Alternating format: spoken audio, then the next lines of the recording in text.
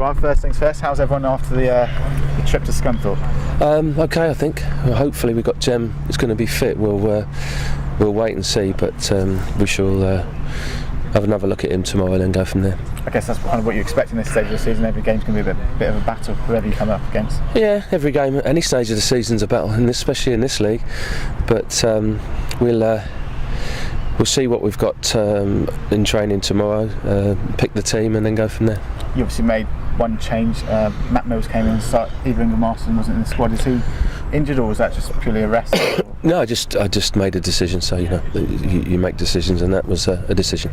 Yeah, was it good to go away with the whole squad? I mean, I guess it must have felt like a mini pre-season break in some sorts of way, or? It was really good. We had 24 people away, and what makes it better is 6 points.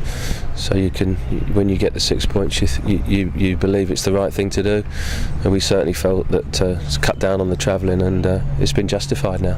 A bit of trouble with your hotel bookings, I understand. Well, yeah, but yes and no.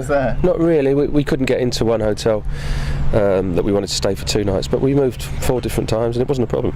It broke the journey up, so it was okay. Okay, so sometimes, I mean, you could have a few problems with that. Obviously, players like to be settled, and especially when you're away from home.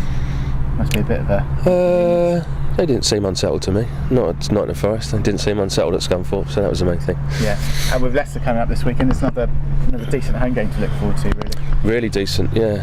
We've got Sven-Göran Eriksson coming into the ground. I look forward to speaking a bit of Swedish with him. So, no, his track record stands up against anybody in the world, really. So, I'm looking forward to meeting him, and I've never met him. You haven't met him before with your Swedish roots or anything? My Swedish roots? Well, you know what I mean.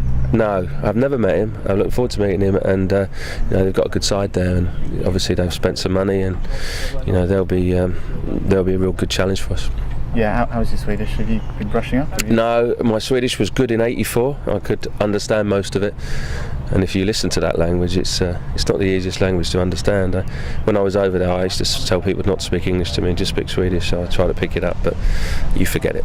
Yeah, and with Leicester coming as well, they've got a couple of big name players as well. I think they're bringing all their fans, and possibly a couple more Reading fans expected down at the Manchester as well with this decent run. Yeah, I hope so. I mean, hopefully we could get 20,000+ into the ground, and just kicks us on now. We haven't got too many home games left.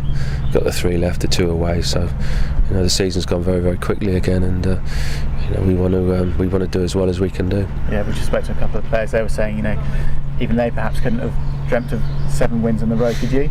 Yeah, always believed it? Yeah, I could. I always believe that going into every individual game, that you could win that individual game.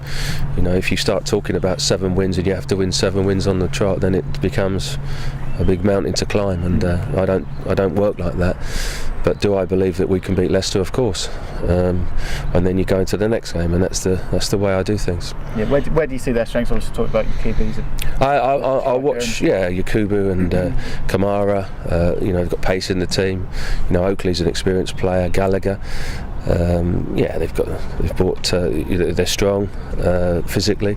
So no, we have to be at our best, and if we're at our best, we've got every chance. Yeah, and how about Andy King? Was he a player that was ever? Because I think he's from down here. Is it Maidenhead way? Is it? I think so. I think he was. I don't know is the answer to that. I really don't know.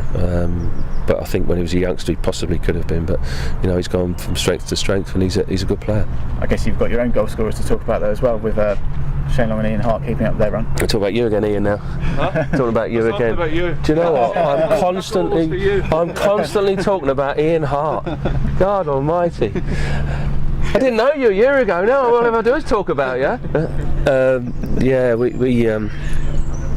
We got Shane obviously scoring at the moment, which is great, and Ian as well. Great penalty. I watched the penalty the other night on Sky. What a fantastic penalty as well. So hit it pretty hard and hit it confidently. He smashed it in the net. Yeah, so it was great. And Jimmy Kebby was apparently saying that whenever Ian Hart gets a free kick outside the box now, he thinks it's a penalty, and he starts walking back to the halfway line. Well, on a Friday morning, we always do the set plays, and we always do the pattern of play, and I always put a free kick down just on the sort of 20 yards out, just because I like watching him put it in the top corner. Yeah. No other reason, really.